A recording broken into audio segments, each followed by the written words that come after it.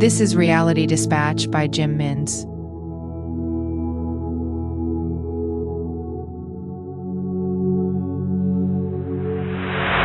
Midshipman Clark and Seaman Kennedy never referred to themselves by rank, surnames only, as they felt rank was meaningless. Their progression was swift, and they never truly felt accustomed to the structures of Her Majesty's Royal Navy. Nevertheless, should a commander or lieutenant commander hear their cavalier ways, they were sure to face disciplinary action. Most of the crew adhered to the uncouth approach of referring to one another by surnames. Kennedy had even heard the captain ask him for a pinch of salt by using his. He liked the captain, which was why he was troubled by the orders that were given. The Bismarck was dead in the waters, and HMS Rodney was within point-blank range. Regardless, the orders for Kennedy and Clark were to load up 4 torpedoes to fire. They did so neatly and evenly along the starboard. It was back-breaking work, and it was depressing. Once the structures were in place, and the triggers had been applied, Kennedy and Clark reported to the entrance of the officers' quarters. It was 10 in the morning, and some were in a celebratory mood. The captain approached with a drink in his hand and a smile on his face. "Cannons are ready, sir," Kennedy informed. "Good job, lad," the captain replied with slurred speech. "Sir, I must ask if this attack is entirely necessary," Kennedy began. "They're sitting ducks, sir. It's half underwater already." Clark finished the point. The captain turned his smile into a frown and looked upon his soldiers with dismay.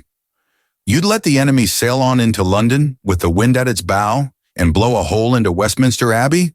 he asked with an exaggerated heavy roll of his tongue. The officers wondered if he was able to control his articulation. "How dare you question my orders?" The officers stepped back and raised their hands in surrender. "We're not questioning your orders, Captain," Kennedy said. "Not in the slightest, sir," Clark confirmed. The captain looked at his men, satisfied their insolence was mistaken and unintentional. "I will give the order now," he said as he walked out of the officers' quarters, past the men, and over to the deck. Kennedy and Clark looked out on the horizon at the waters lapping against what remained above the sea of their enemy's ship. In the distance, they could hear the men talking in panicked tones. They had no doubt the conversations concerned the need to abandon ship. "Jump quick, lads," Clark yelled over the Atlantic. He knew they wouldn't understand him. He knew he was out of line relaying such a message to the enemy. No one questioned him or complained of his obvious expression of compassion. The crew gathered on the starboard and watched on. Some stood in silent prayer, others in quiet contemplation. They all watched the final minutes of the Bismarck in the daylight. It wasn't long before the fireworks dragged the metal beast down to the unimaginable depths of the Atlantic, a steel coffin destined to spend eternity amongst the Earth's darkest place, where light nor air nor thought would ever reach, a place where it would be remembered and forgotten and eventually swallowed by the elements. A cloud of fire erupted and warmed the faces of the crew of the HMS Rodney.